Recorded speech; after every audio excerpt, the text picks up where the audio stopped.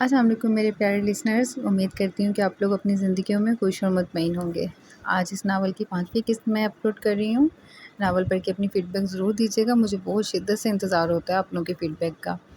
اور اس کے علاوہ مجھے ضرور بتائیے گا کہ اگلا کون سا ناول ہے جو مجھے پڑھنا چاہیے۔ میں آپ کے کمنٹس کا ویٹ کروں گی، اور ہاں، چینل کو سبسکرائب کرنا نہ بھولیے گا۔ تو چلیں اب چلتے ہیں اپنی کہانی کی طرف۔ راحیلہ پھپھو نے منگنی کے لیے خریدا تمام سامان لاہور سے ڈرائیور کے ہاتھ منگنی سے 5 روز قبل ہی بھجوا دیا تھا۔ گو کہ سونیا کی طبیعت ابھی تک ٹھیک سے سنبھلی نہ تھی، مگر وہ منگنی میں تاخیر نہیں کرنا چاہتے تھے۔ تمام جوڑے اور زیورات جدید طرز کے بنے ہوئے اور انتہائی خوبصورت تھے۔ وہ سب کی سب تمام سامان اپنے کمرے میں بکھرائے ہاتھ پھیرتے ہوئے رشک بھری نگاہوں سے دیکھ رہی تھی۔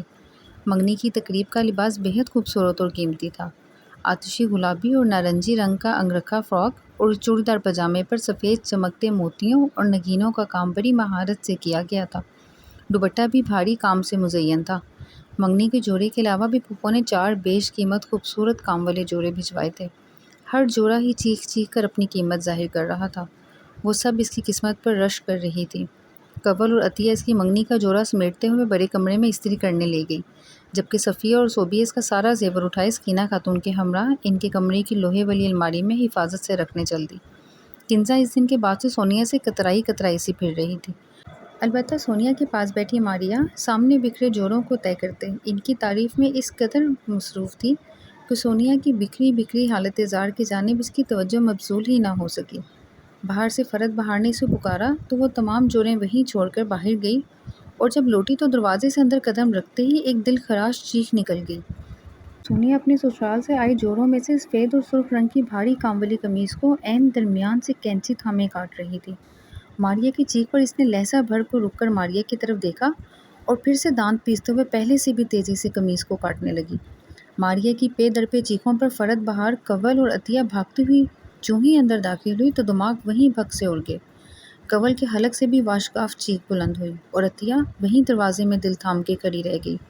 فرد بہار نے لپک کر اس کے ہاتھ سے کینچی چھیننا چاہی تو اس نے پوری قوت سے انہیں پرے دھکیل دیا۔ انہیں اس کے وجود پر کسی فولادی قوت کا گمان ہوا تو وہیں کی وہیں تھم گئی۔ ماریا جلدی سے بھابھی بیگم کو بلا لو، جلدی! ماریا تیزی سے بھاگتی جوں برآمدے کے درمیان میں پہنچی۔ سکینہ خاتون کے پیچھے وہ تینوں بھی بھاگتی ہوئی آ رہی تھی۔ یقیناً وہ گھر میں گونجتی چیخوں کو سن کر ہی دوڑی آئی تھی۔ ماریا نے کپکپاتے ہاتھوں سے اندر کمرے کی طرف اشارہ کیا۔ سکینہ خاتون جو ہی اندر داخل ہوئی تو ان کے قدم وہیں جم گئے۔ عطیہ اس کے ہاتھوں سے کینچی لینے کی کوشش میں لگی تھی۔ اندر کا منظر آنے والے تمام افراد کے لیے حیرت انگیز اور ناقابل فہم تھا۔ سکینہ خاتون تو شستر سی وہیں دروازے میں کھڑی رہ گئی۔ کنزا نے آگے بڑھ کر فرد بہار کو سہارا دیا جو سیمنٹ کے پکے فرش پر دیوار سے ٹیک لگائے بیٹھی تھی۔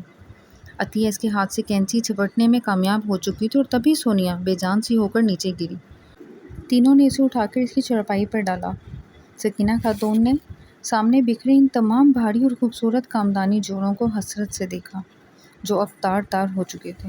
پچھلے 7 منٹ میں ہونے والے اس دل دہلا دینے والے واقعے نے کمرے میں موجود تمام نفوس کے دماغ کو معاف کر ڈالا تھا۔ مس ثنا، آپ مس سونیا کو اپنے ساتھ لے جائیں اور ان سے کوئز سولو کروائیں۔ لیٹ اس سی سونیا کتنی اسمارٹ اور انٹیلیجنٹ ہے۔ ڈاکٹر اظہر فارس نے اسپتال کے مخصوص لباس میں ملبوس ایک دبلی پتلی سانولی سی لڑکی کو مخاطب کیا جو ان کے انٹرکام سے بلائے جانے پر چند ہی لمحے قبل اندر داخل ہوئی تھی۔ وہ مردہ قدموں سے اس کے پیچھے چل دی۔ دروازے سے باہر جاتے اس نے مڑ کر شمعون، بابر اور صفیہ کی جانب دیکھا جو اس کو ہی دیکھ رہے تھے۔ پچھلے 2 دن سے سونیا بے خوابی کا شکار تھی۔ نہ وہ خود سوتی تھی اور نہ ہی کسی دوسرے کو سونے دیتی تھی۔ سارا گھر اس کی بگڑتی حالت سے پریشان تھا۔ مناسب سی گفتگو اور کونسلنگ کے بعد ڈاکٹر اظہر نے اسے اپنی بی اے کے ہمراہ بھجوا کر دیگر تفصیلات ان تینوں سے طلب کی تھی۔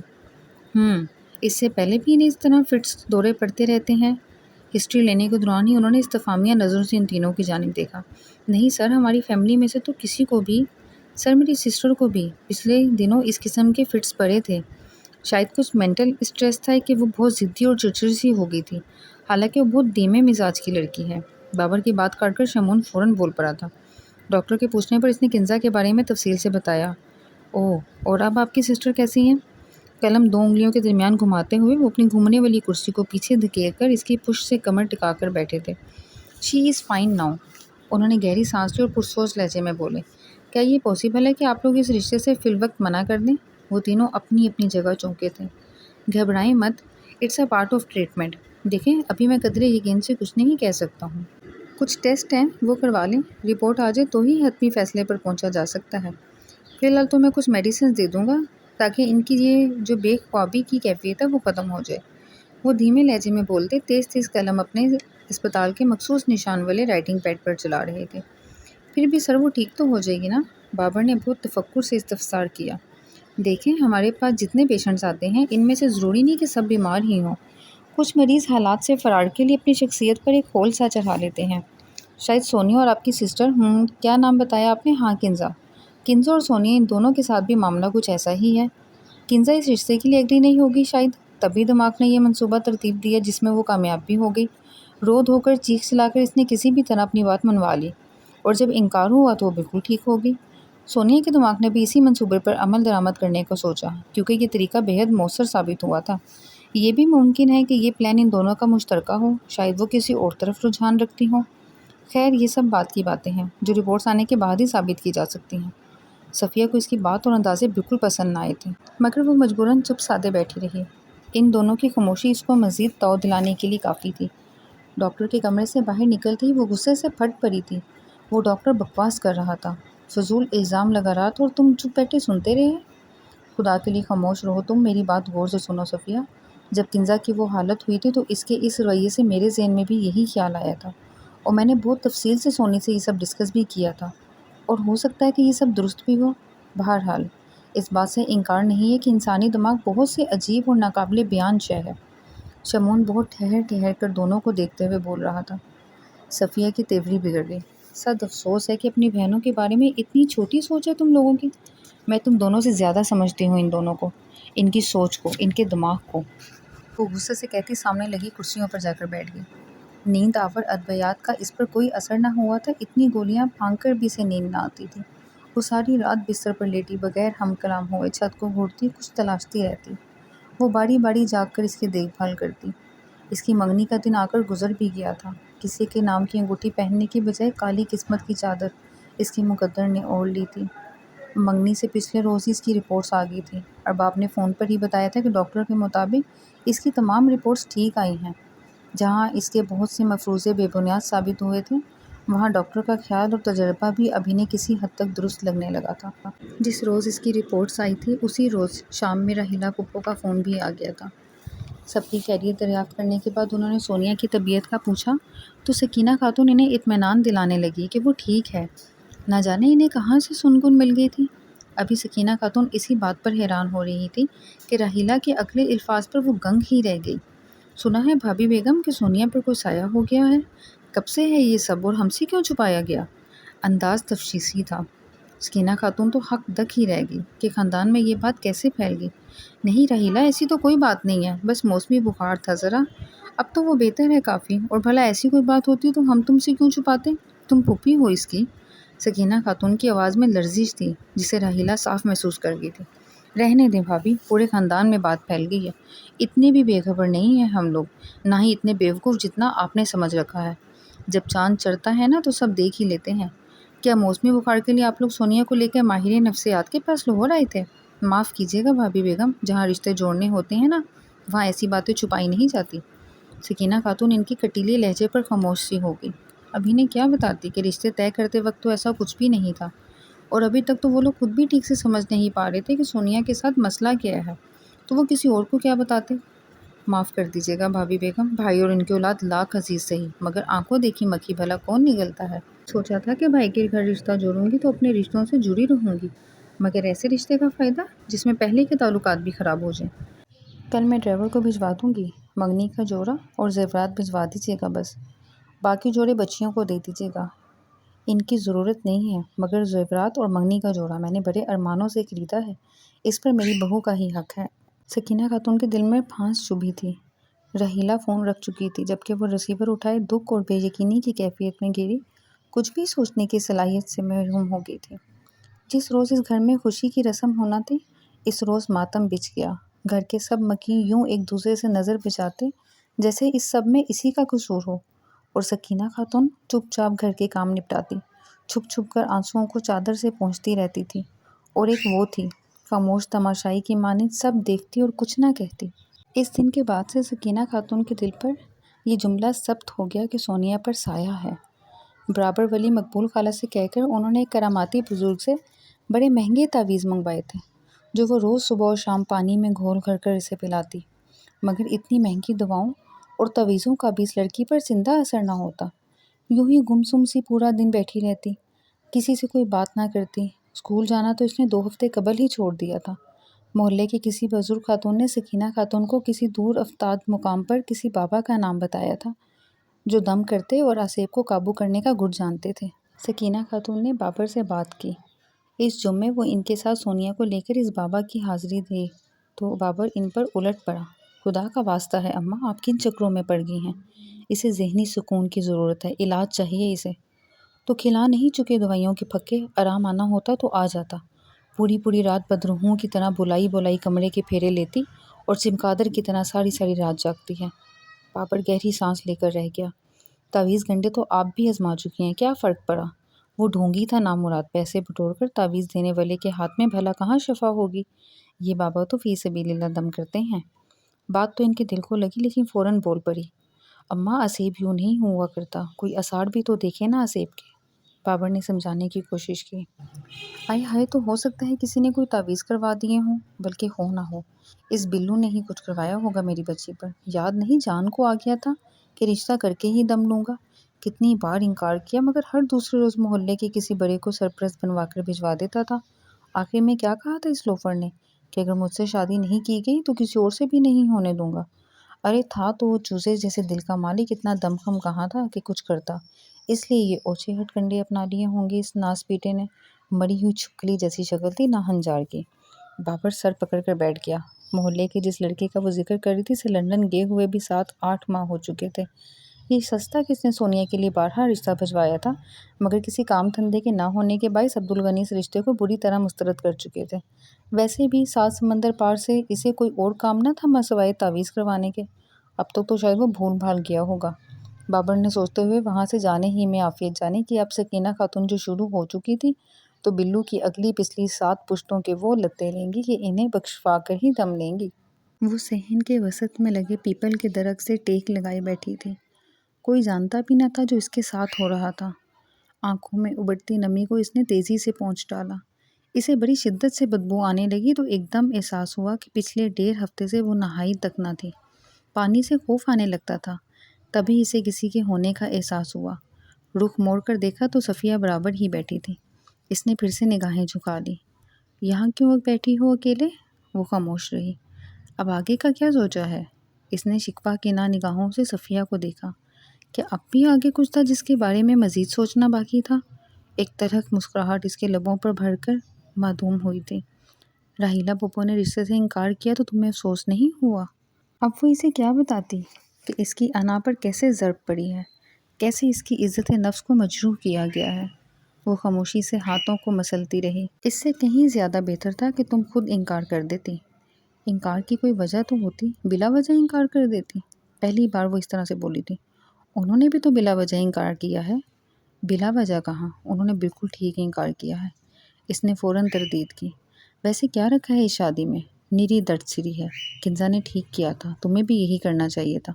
میں تو کہتی ہوں اب جو بھی رشتہ ہے تم انکار کر دینا۔ لوگ تمہیں مسترد کریں اس سے پہلے تم انہیں مسترد کر دو۔ اس نے اچنبھے سے صفیہ کی جانب دیکھا جو عجیب طریقے سے مسکرا رہی تھی۔ یہ تم کہہ رہی ہو؟ اسے یقین نہ آیا تھا۔ غلط کیا کہا ہے؟ اسے صفیہ کی مسکراہٹ سے بہت الجھن ہو رہی تھی۔ ابھی وہ اس ادھیر بن میں تھی کہ کسی نے اسے برآمدے سے پکارا تھا۔ اس نے مڑ کر پیچھے دیکھا تو اسے بری طرح کرنٹ لگا۔ دور برآمدے سے اسے پکارنے والی کوئی اور نہیں، صفیہ تھی۔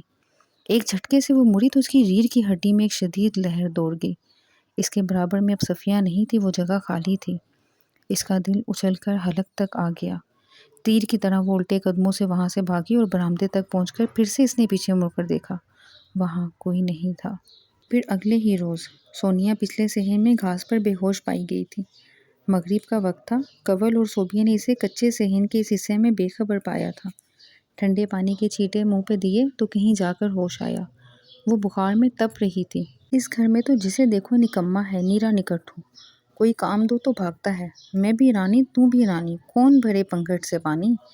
بڑا دیکھو تو 1.5 اینٹ کی مسجد الگ بنائے بیٹھا ہے، چھوٹا اپنی منطق گھرے بیٹھا ہے۔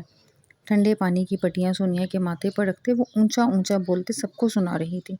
2 روز سے سونیا بخار میں تپ رہی تھی۔ سکینہ خاتون کو بڑا قلق تھا کہ بابر انہیں لے کر نہیں گیا سونیا کو دم کرانے، تبھی بچی کی یہ حالت ہو گئی۔ باہر برآمدے میں کان لپیٹے چائے پی رہا تھا بابر۔ ارے بچی کی جان لبوں کو آ گئی، مگر اس کے کان پر جوں تک نہ رینگی۔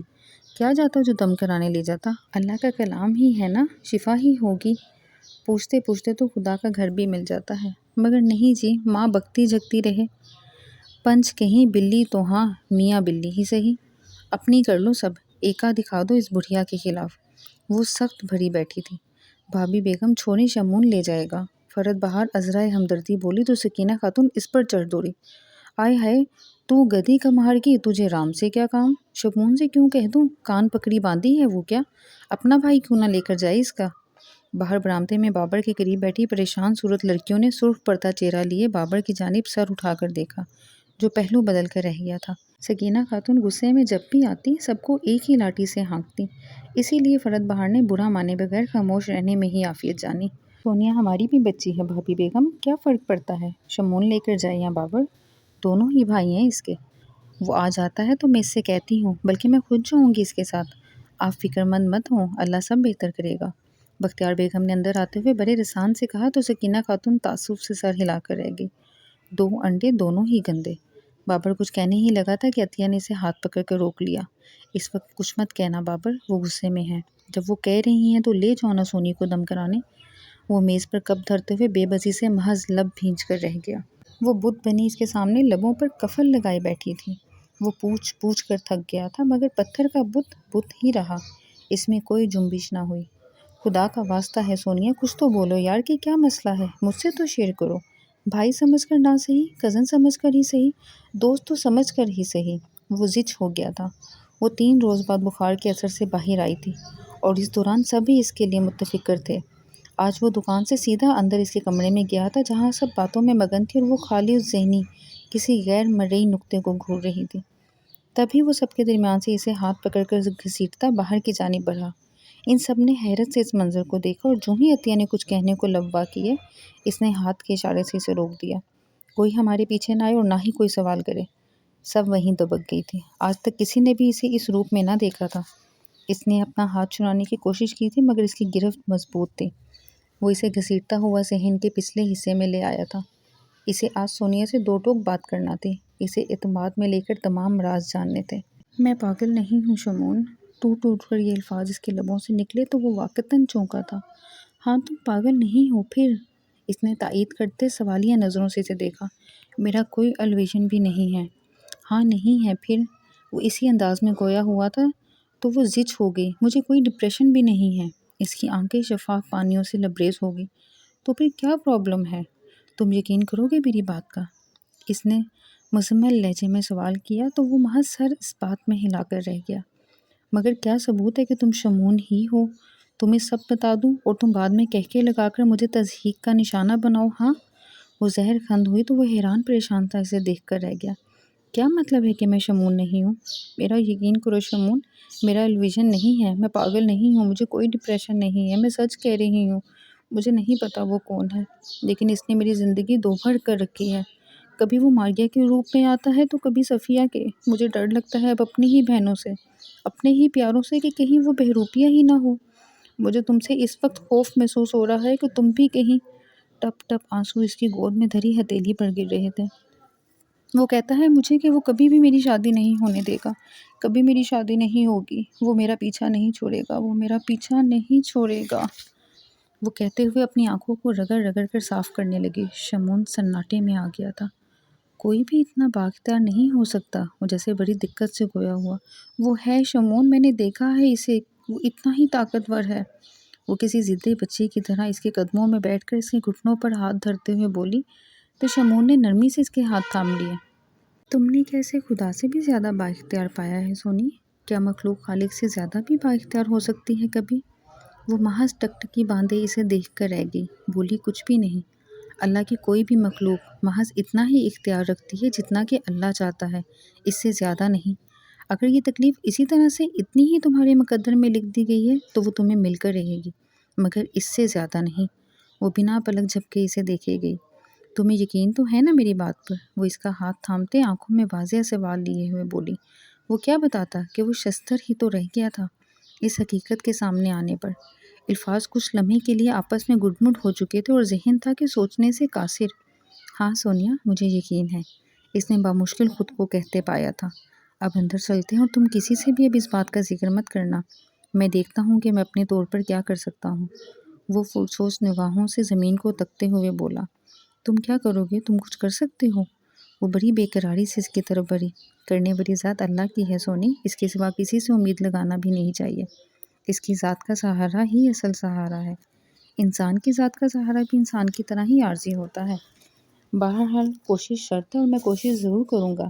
خدا نے دیگر مخلوقات کے مقابلے میں انسان کو اشرف المخلوقات بنایا اور رہنمائی کے لیے انبیاء اور صحیفے اتارے، تو ہم اس کی کسی مخلوق کے آگے بے بس کیوں ہو جائیں؟ اس نے محبت سے اس کے سر پر ہاتھ رکھا اور آگے بڑھ گیا۔ وہ خاموشی سے اس کی چوری پشت پر دیکھتی رہی۔ کبھی کبھی کسی ایک انسان سے ساری باتیں کر لینا دل کو کتنی تقویت دیتا ہے۔ وہ یکدم ہلکی پھلکی ہو گئی تھی۔